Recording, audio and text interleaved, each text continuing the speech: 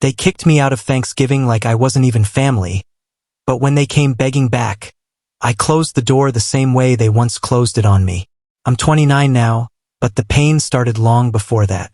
I was just 21 when my own family told me I wasn't welcome anymore. Not just at a dinner table or a small get-together. They kicked me out of their lives as if I didn't matter at all. I had just finished college back then, working my first real job in software analysis. It wasn't anything fancy, but it was honest work. I was figuring out life on my own. Bills, food, rent, taxes, all of it. And even though I was struggling, I still tried to be there for my family. I sent money when they needed help, picked up groceries for my mom when she said she was tired, and even helped pay Vanessa's rent when she said her roommate left her hanging. I did all that at 21, when I could barely afford things for myself. But that didn't matter to them, because when Thanksgiving came that year, I was told not to come. Not in a kind way, not with any explanation that made sense. Just a quick message saying, "It'll just be immediate family this year. Hope you understand." And that was it. At first, I thought it was a mistake. Maybe someone forgot to add me to the group chat.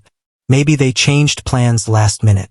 But when I drove to their house with a pie in my hands, hoping to surprise them anyway, I realized it wasn't a mistake. My sister was there with her friends. My cousins were there. Even my sister's boyfriend, who I had never met before, was sitting on my dad's recliner like he owned the place. But me, I wasn't even allowed through the door. My mother stepped out onto the porch and said, "We're trying to keep things simple this year. Maybe it's better if you just head home." No hug, no smile, no warmth. My dad didn't even come outside. I remember standing there, just numb. I didn't say anything. I just nodded, got back in my car, and drove off. That drive felt like a funeral. Not of a person, but of a family that I realized never saw me as one of them in the first place. I didn't cry that night. I sat in my apartment, ate some cold food I had in the fridge, and thought about every time I had helped them. I remembered the nights I'd stayed up working extra hours just to send them money when their lights were about to be shut off. I thought about the time I skipped my own birthday dinner so I could help pay my dad's medical bill. All of that, and they couldn't even save me a plate at Thanksgiving? That's when something changed in me.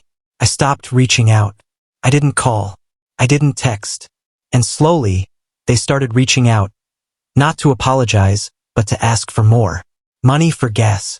Help with a car loan. Groceries. Vanessa called me crying 1 month because she was late on rent again. And even then, a part of me still wanted to help. But I couldn't. Not anymore. I had given enough. And they had taken more than enough. Over the years, I built a life on my own. A quiet, honest, independent life. I saved carefully. I invested a bit. Nothing flashy. I still drove a modest car and lived in a small place. But for the first time, I had stability. I didn't owe anyone anything. And that freedom meant everything to me. Still, every year when Thanksgiving came around, a part of me remembered that cold porch, that pie in my hands, that empty feeling. I didn't hate them, but I didn't forget either. I knew one day they'd come knocking again. Life has a way of doing that. People who throw you out always seem to remember you when they're desperate. And I was right. A few weeks before my 29th Thanksgiving, I got a call from my mother, the first one in months. She started with small talk, pretending like nothing had happened. Then came the real reason.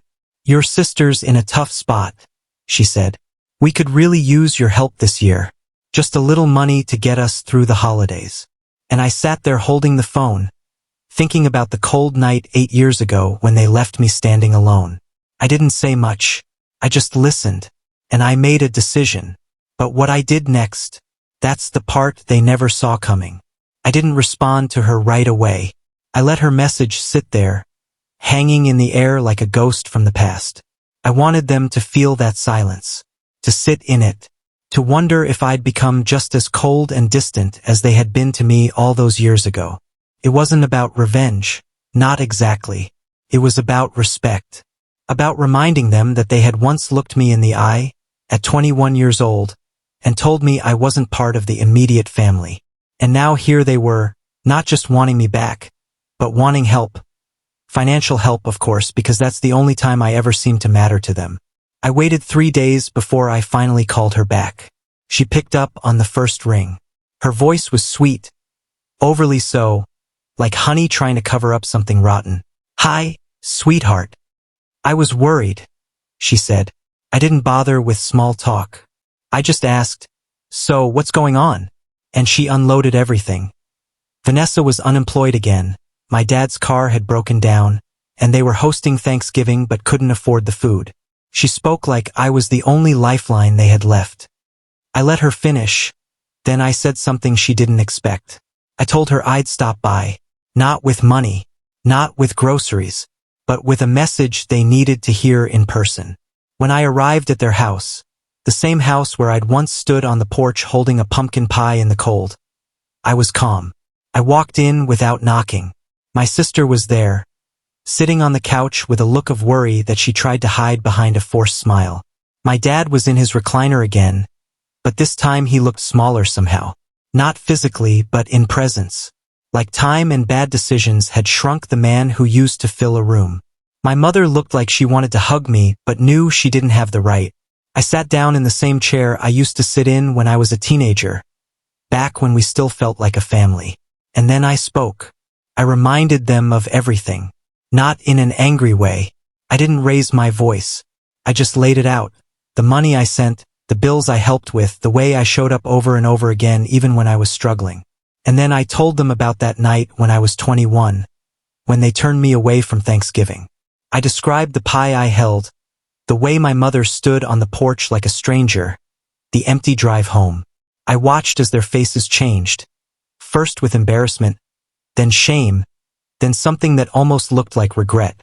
I told them that forgiveness wasn't a switch I could flip, that they'd shut a door on me and expected me to reopen it without a thought. Family, I said, isn't just about blood. It's about who stands with you when you have nothing. And that night, none of you stood with me.